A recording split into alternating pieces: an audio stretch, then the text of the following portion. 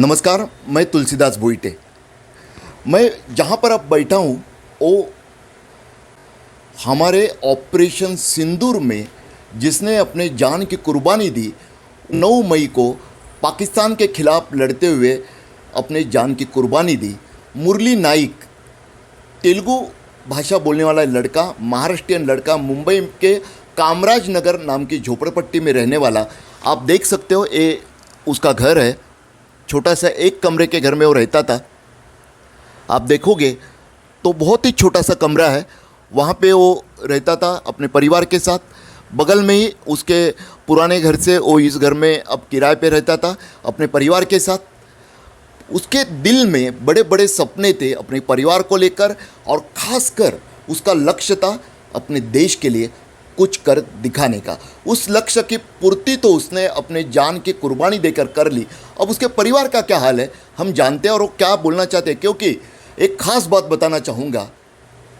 मुरली नाइक अग्निवीर था, अग्निवीर योजना temporary posting वाली उस योजना के तहत गया, लेकिन उसने वही पराक्रम कर दिखाया, उसने अपने जान की कुर्बानी दी। अब उसके माँ से पहले बात करते हैं हम।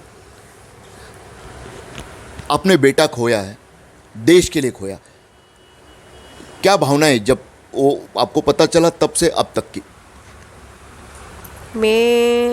मेरा बेटा तो देश के लिए गया है, नहीं गिनती कर रही हूँ। मेरा बेटा तो जो अग्निवीर में गया उन लोगों को तो परमानेंट होना ही चाहिए, उन लोग को होना ही चाहिए। मेरा बेटा कमा के देने वाला ही गया है, हम लोग को कोई सपोर्ट करने वाला नहीं है पूरा। हमारा बच्चा तो नहीं चाहे कि हम अपने बच्चे खो दे, हम लोग नहीं चाहे, हम लोग को नहीं था कि हमारा बेटा खो देंगे हम, और वहाँ पे जाके ऐसा हो गया है। मैं भारत लोग को मैं ऐसे बड़े बड़े लोग से मैं बोलना चाहती हूँ कि हम लोग को सपोर्ट रहे। जी, आप क्या कहेंगे? आपने आपके बेटे को खोया है, श्री राम जी। जी सर, मेरा बेटा देश का रक्षा के लिए, सेवा के लिए गया। वो 4 साल का अग्रीमेंट है, उसको मालूम है। 2 3 साल पहले जो मोदी जी साहब अग्निवीर का स्कीम छोड़ा था, उसमें अपना मुरली भर्ती हुआ है। मेरा बेटा नहीं, ऐसा कम से कम उस बार पहला बैच में 6000 आदमी भर्ती हुआ है। ये लोग सब किधर ट्रेनिंग हुआ? नासिक में देवनली, नासिक में ट्रेनिंग हुआ। तभी 6 महीने के बाद 7वां महीना हुआ, तभी सब पेरेंट्स लोग को सबको बुलाया था, माँ बाप को। जितना सिपाही लोग इधर ट्रेनिंग कर रहा है अग्निवीर में, जितना ट्रेनिंग कर रहा है, सभी माँ बाप सब आने का करके हमको सब मैसेज दिया था, फ़ोन किया था, तभी गया था। तभी हम लोग तो ठीक है, अग्निवीर में तो बच्चे लोग, भारत देश का मेरा बेटा जैसा कितना बच्चे लोग भर्ती हुआ है, मगर ये लोग ट्रेनिंग सिखाया नहीं, सिखाया का नहीं बोलता हूँ, फिर थोड़ा बहुत चलाने में, गोली चलाने में, फायरिंग करने में किसको हिम्मत रहता है, किसको हिम्मत नहीं रहता है, डरता है। फिर भी ये लोग 4 साल बच्चे लोग को पहला बैच को क्यों बेचने का, ये कहना चाहता हूँ। ये बहुत बुरी हुआ, मेरा बेटे के साथ बहुत बुरी हुआ। और आगे बच्चे जितना अग्निवीर में जो भर्ती में है वो लोग साथ में नहीं होना चाहिए। ये सब लड़ाई युद्ध से बंद करवाने का है। मैं मोदी साहब को यही विनती करता हूँ। जय हिंद, जय भारत। ये क्या कहेंगे आप? अग्निवीर स्कीम जो है, जैसा आपने कहा कि 4 साल के लिए बेटा था, तो ये स्कीम के बारे में आपका क्या कहना है? जी सर, अभी स्कीम के बारे में ये है, अभी 4 साल का जो है, जितना भारत का सिपाही लोग अग्निवीर जो गयल है, अपना भारत का सभी माँ बाप भाई बहन को बच्चे लोग जितना गयल है, वो लोग को सबको अभी 4 साल स्कीम नहीं रहना चाहिए। वो लोग को परमानेंट पोस्ट देने का करके मैं भारत देश का सरकार को मैं विनती करता हूँ। ये जो शहीद जवान हमारा मुरली नाइक, उसके माँ बाप के दिल में एक पीड़ा है कि अग्निवीर में पर्याप्त ट्रेनिंग मिली थी क्या? उन्होंने अपने लफ्ज़ों में बताया। उनका जो कहना है वो हमें समझ के लेना चाहिए। देखिए, मुरली नाइक ने तो बहादुरी की मिसाल कायम की, उसने अपनी जान तक कुर्बान कर दी। लेकिन एक कहना उनका काफ़ी जायज़ है, वो ये कि अग्निवीर के नाम पे जो टेम्परेरी पोस्टिंग है, टेम्परेरी करियर है उनका, उन सभी बच्चों को परमानेंट किया जाए। और सबसे बड़ी बात क्या है, देखिए, जिन ब्यूरोक्रेसी में बैठे हुए बड़े साहब ने ये योजना लाई, वो है अजय कुमार